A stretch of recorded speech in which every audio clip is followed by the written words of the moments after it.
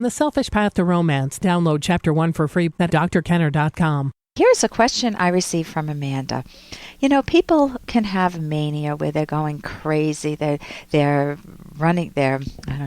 dating many people, sleeping with many people when they shouldn't be, and they are driving down the highway at 150 miles an hour and drunk, and they're just making very bad decisions.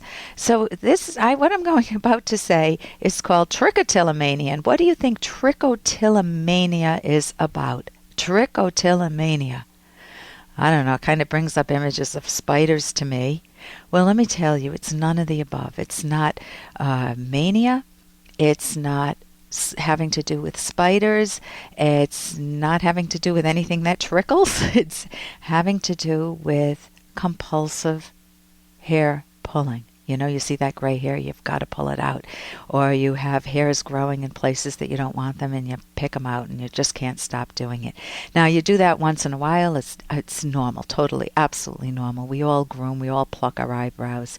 We all take hairs out of our ears or nose or chin if we're getting older. We all dye our hair. We do a lot of things with hair. So here is a question from Amanda, and see what help you might offer her. And we'll talk about it too. Hi, Dr. Kenner. Should I seek help for my constant need for hair picking? I pick my eyebrows nonstop every day, and I have been doing this for years since I was 5 years old.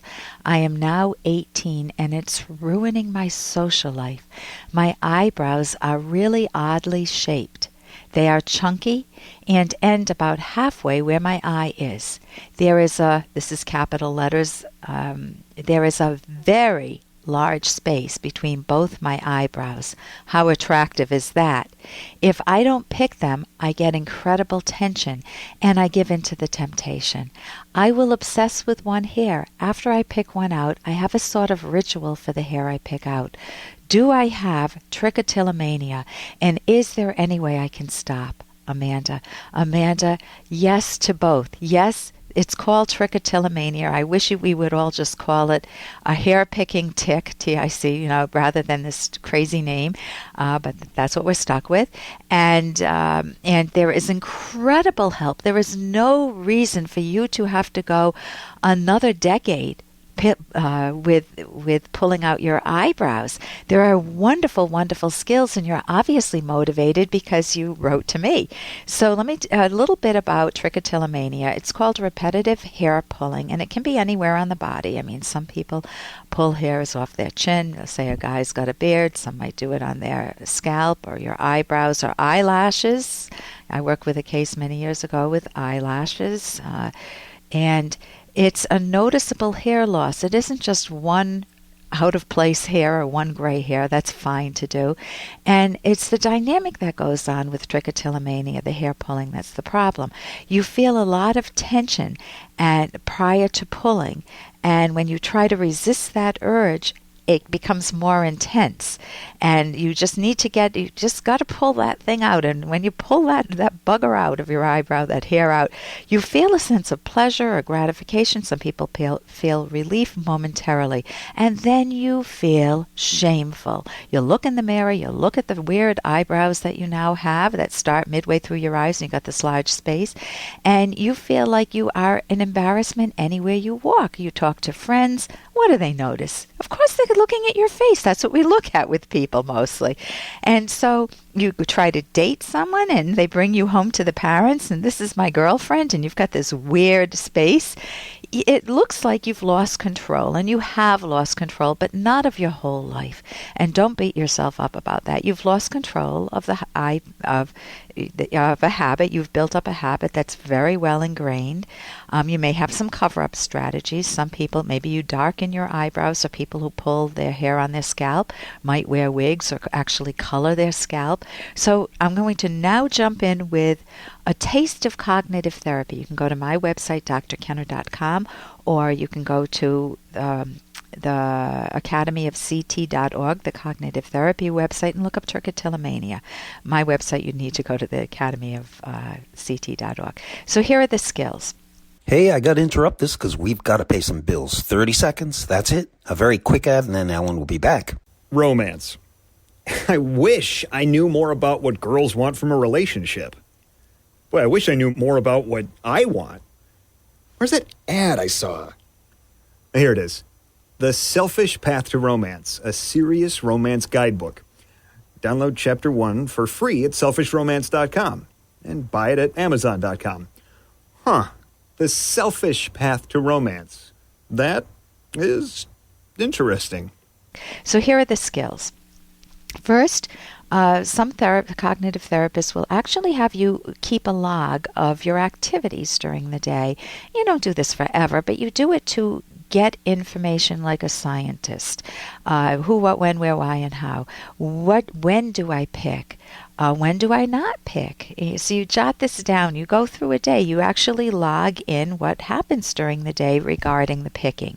When am I more relaxed? What happened just before I started picking? What did I say to myself when I went to pick? People say all sorts of things to themselves. I deserve to pick. I've had a hard day. I can just pick one here. It won't matter.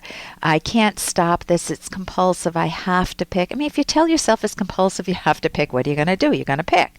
So people tell themselves all different things.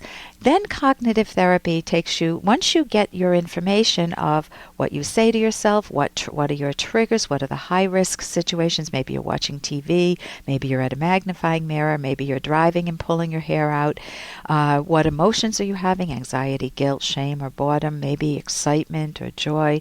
What is the function of pulling out your hair? You want to answer that question for yourself. And then you want to raise your awareness.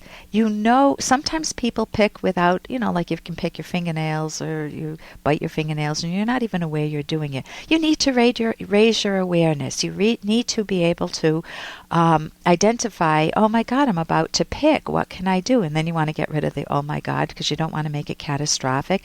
Some people put tape on their fingers so that they're more aware when they're going into picking, or they hold their hands down by their side.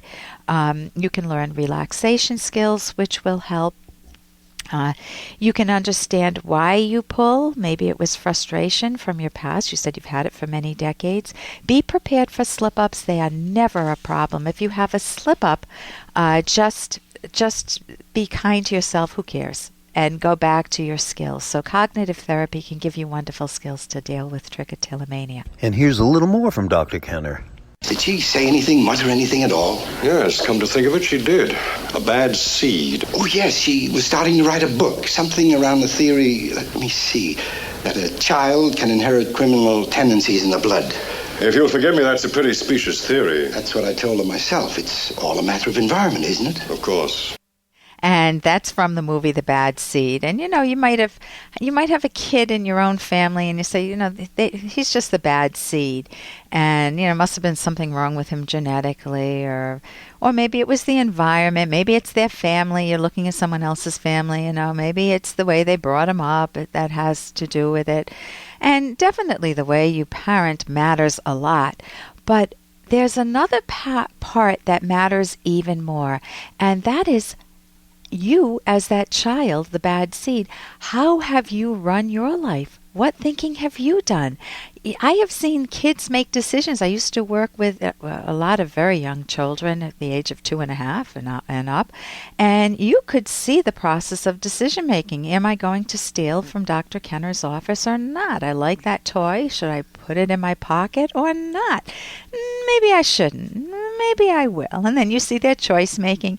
Hey, hon, it looks like you got something in your pocket there. What's going on? It's like, nothing. I have nothing. Or I have something. They make choices all the time.